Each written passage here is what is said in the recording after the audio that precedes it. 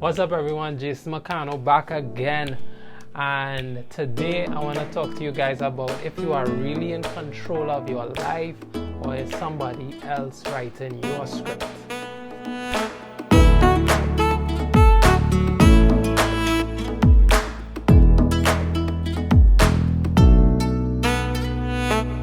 So, are you really in control?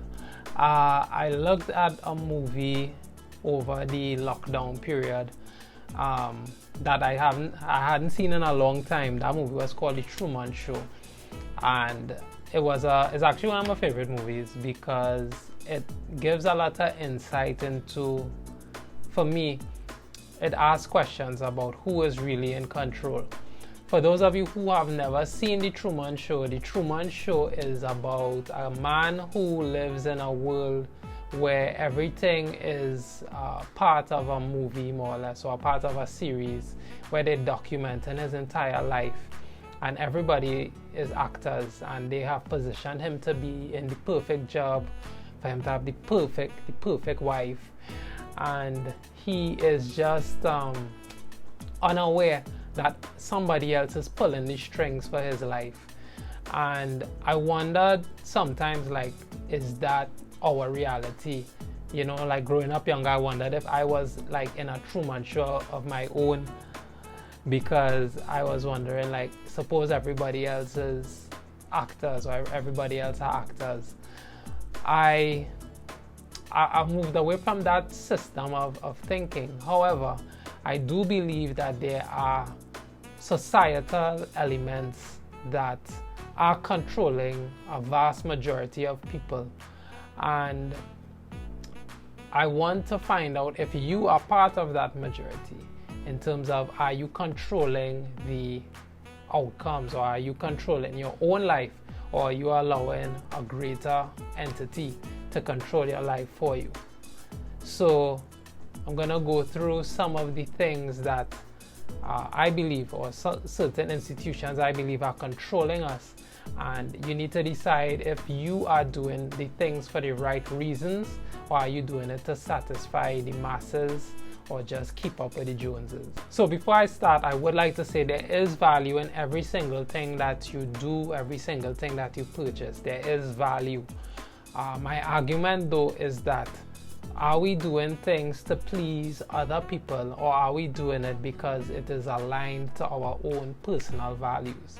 And one of the main things that has even been called into question within the last few years especially is the education system. A lot of us think that getting an education or getting a degree, your master's degree, your PhD, is something that you have to do because you were instructed by either your parents, or you just learned growing up that you needed to have a good education in order to be successful in life.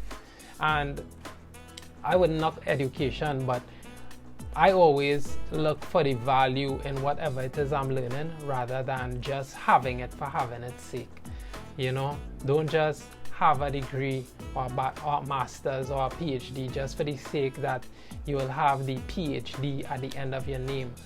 I think, for me, I should say, what is valuable is the knowledge that you get from education, because I do have my bachelor's degree in media and communications, but what was more important to me, and I do value the piece of paper that I got at the end stating that I finished, but what was more important to me was all the knowledge that I gained throughout that period of the bachelor's degree. And I would not replace that for anything. Like, if I had a choice to choose either the piece of paper or the knowledge I got, I would definitely choose the knowledge, because that has helped me so much in life already. And if I do pursue a master's in the future, it definitely needs to be around a topic that is important to me or interesting to me, because I definitely want to gain the knowledge about it, not just the piece of paper at the end of it. Another popular goal coming off of education is getting a stable or high paying job. So a lot of people I mean, now especially entrepreneurship is a very important thing, or a very popular thing, and a lot of people are moving away from having stable jobs. And let me just say, there's nothing wrong with a stable job, but a lot of people aspire to that level so that they could feel some level of comfort. I think what we realized though in the last few years is that all jobs are not as stable as we think, especially since the COVID-19 pandemic. We have realized a lot of businesses have closed down because they were not deemed as essential, and that just gives you some insight into how stable are your jobs. However, that's not the point. The point is our goal, if our goal is just stability in life, it shouldn't be because you want to just show off to your neighbors, telling them know that you have a stable job, or society has told you that having a stable job is the benchmark for success in life. I think that we spend so much of our times at work, and for me especially, I like to devote my time to doing things that I enjoy doing, where I could help the most amount of people that I could help possible. So for me, having a day job or a stable job is really a stepping stone to reaching greater heights, and I will always attempt to do work that I enjoy doing and can help people over just having a job that is stable. And there's nothing wrong with that, and there's nothing wrong with you having a job for the stability as well. But for me, just ensure that it's for the right reasons. If it is so that you can provide for your family, if it is so that you are feeling comfortable and able to sleep at night better, go for it.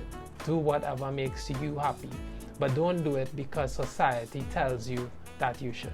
The next one is getting married, starting a family. So a lot of people think that you should get married by a certain age, you should have kids by a certain age. If not, then you have failed in life, and I am here to tell you that that is so wrong. I think society has made it out to be a crime almost to have a child after you're 35, and that's just not the case. There are so many children being born by mothers who are over 35. I think what has been taught to us via media and our parents is that it is a normal thing to get married and to have children. For me, I got married in 2018, and for me, I value family as one of my core foundations in terms of something that is important to me. And I think that marriage is a foundation for family. So finding somebody who truly supports me and is a good partner to me was very integral to me getting married, and it had nothing to do with the age or anything that society had to say. It is something that I did for me or for us. And I think that if you do not feel the need to get married or to have children, you should not feel judged or attacked by anybody else for your own personal beliefs. And if it is that you are choosing to wait later in life to do so, that is fine as well. Just always align your beliefs to what you believe is right and not what other people are forcing onto you. So the next main thing for me is buying a fancy car or buying a fancy house, or in terms of probably something expensive. I think as we get older into the 30s, there feels like there's a competition for who has the best things, and persons who spend more money on these items are perceived as wealthier and they are put on a pedestal. And from my perspective, it doesn't matter what you have, but why you have it.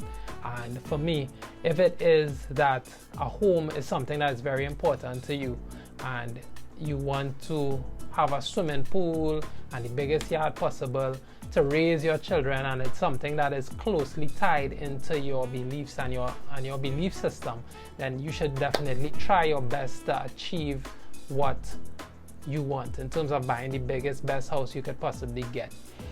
However, if it is out of your range, out of your financial, it will be a stretch for you to achieve it. Don't go out of your means just to try to impress people with something. Definitely stay within your means, but society has also placed in our mind the perfect home or the perfect car or dream car or whatever it is. Don't fall into the bracket of those people who are trying to buy things to show off to other people, because at the end of the day, you are the one stuck with the bills. So don't try to live up to other people's expectations.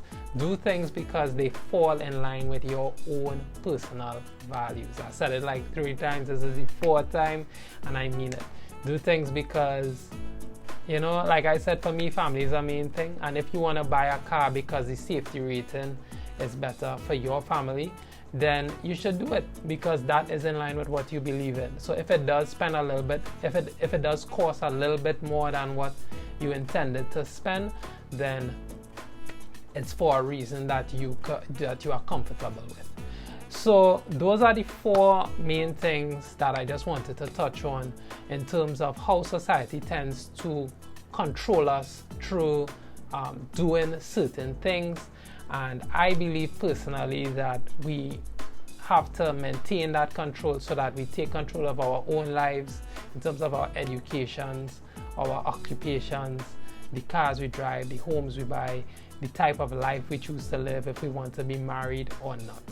So if you enjoyed this video, if it gave you some insight and you want to take more control of your life, stay tuned to this channel where I help creatives such as myself try to develop a more holistic life where you're able to do work you love and earn money from doing the work that you love.